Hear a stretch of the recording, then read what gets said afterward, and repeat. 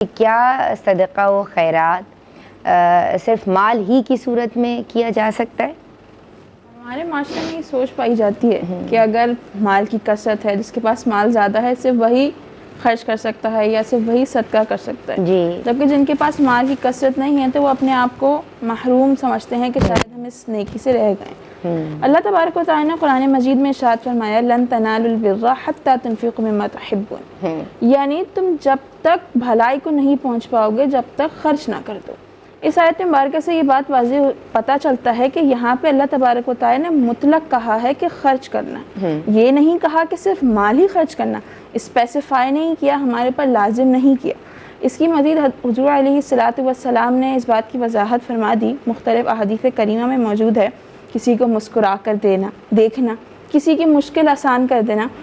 کسی حتیٰ کہ اگر کوئی غلطی کر رہا ہے اس کو اس غلطی سے روک دینا، راستے میں کچھ پڑا ہے اس کو سائڈ پہ کر دینا کہ دوسرے کے لیے مشکل نہ ہو، یہ تمام تر چیزیں بھی صدقے میں آتی ہیں۔